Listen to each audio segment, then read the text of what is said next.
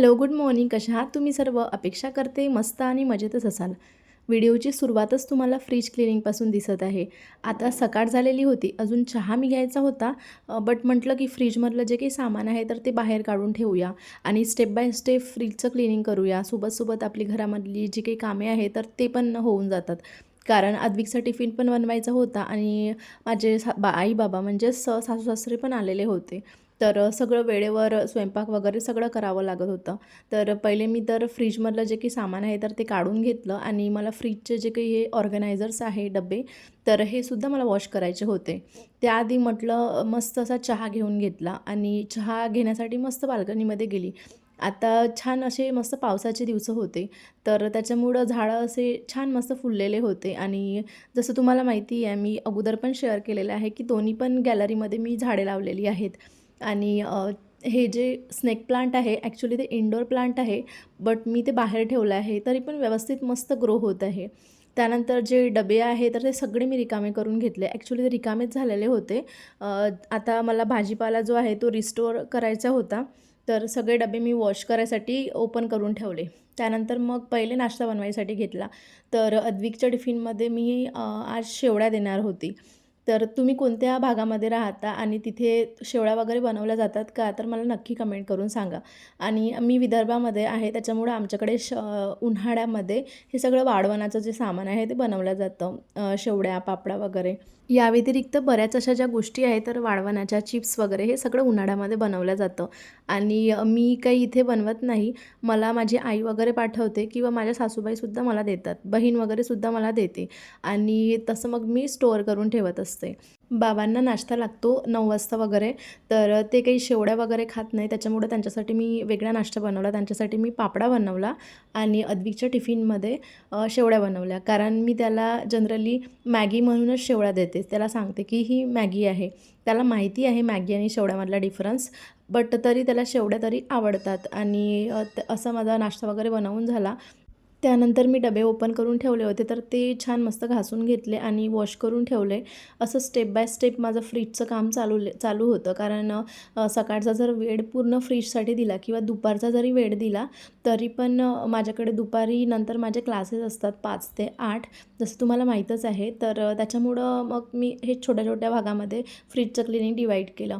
तोपर्यंत अद्विकसुद्धा उठला आणि त्याचा जो ब्रश आहे तो वगैरे करून दिला. मी मस्त अंघोळ वगैरे घालून दिली आणि त्याला आता मला स्कूलसाठी रेडी करून त्याला स्कूलमध्ये पाठवायचं होतं आणि मग त्याच्यानंतरच माझे बाकीचे जे कामं आहे तर त्याला सुरुवात होणार होती. तर आता 2च दिवस झाले असणार त्याची जे स्कूल आहे ते स्टार्ट झाली होती. हा व्हिडिओ थोडा जुना आहे. जुना म्हणजे 10 दिवसात झाले असणार या व्हिडिओला मी शूट करून. तर पोस्ट करायला मला लेट होत आहे आणि त्यानंतर अद्विकला स्कूलमध्ये सोडलं आणि मग काय तर बेडरूमची क्लिनिंग करायसाठी आले. तर ब्लँकेटच्या घड्या वगैरे छान घालून घेतल्या. थोडं जरी आपण व्यवस्थित असं आवरून ठेवलं ना, तर आपली जे रूम आहे ते छान मस्त क्लीन दिसते आणि सगळं सामान असं जागच्या जागेवर ऑर्गनाइज दिसतं. आणि तसंच जर आपण ठेवलं विस्कटलेलं तर ते दिसायला पण छान दिसत नाही आणि घरामध्ये जर असा पसारा असेल तर निगेटिव्ह वाइब्स येतात. त्या व्यतिरिक्त जर छान स्वच्छ घर आपण क्लीन करून ठेवलं असेल तर घरामध्ये छान प्रसन्न वाटतं आणि आपल्या मनाला सुद्धा प्रसन्न वाटतं. क्लीन करणे म्हणजे काही रोज डीप क्लिनिंग करा असं मी म्हणत नाही, बट आपण थोडंफार जरी व्यवस्थित जागच्या जागेवर ठेवलं तरी पण घर छान ऑर्गनाइज दिसतं. आता मी इकडे माझे जे कपडे आहे तर ते त्याच्या घड्या वगैरे घालून दिलेल्या होत्या. कारण रात्री काय झालं की आता पावसाळा असल्यामुळं लवकर कपडे सुकत नाही. आपण थोडा जरी लेट केलं कपडे वॉश करायसाठी तरीसुद्धा मग ते थोडे ओलसर राहतात. तर मी जे कपड्याचं स्टँड आहे तर ते आतमध्ये मी घेऊन येत असते आणि रात्रभरामध्ये फॅनमध्ये व्यवस्थित मस्त छान सुकून जातात आणि सकाळी मग मी त्याच्या सगळ्या ज्या घड्या आहेत ते व्यवस्थित घालून ठेवल्या.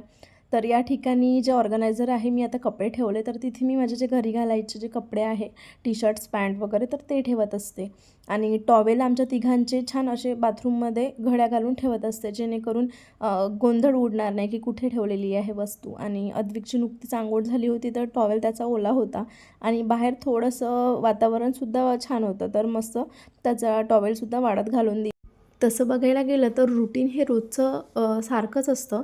थोडाफार त्याच्यामध्ये बदल होत असतो वेळेनुसार. कारण अद्विकची आता स्कूल प्रॉपर स्टार्ट झालेली आहे. त्याच्यामुळं मग त्याचा स्कूलचा जो टायमिंग आहे तर तो सुद्धा वाढलेला आहे आणि त्या वेळामध्ये मला जे काही माझे कामे आहेत तर ते सर्व मला आटपून घ्यायची असतात. आणि त्याच्यानंतर मस्त अंघोळ वगैरे करूनच मी स्वयंपाक वगैरे करत असते, पूजा वगैरे. तर अशी सगळी कामे माझी चालत राहतात. ही जी बेडशीट आहे तर ही मला फार आवडते आणि खूप छान दिसायला पण छान दिसते आणि मस्त सॉफ्ट वगैरे त्याचं कापड पण खूप छान आहे आणि ही मी ॲमेझॉनवरून घेतलेली होती.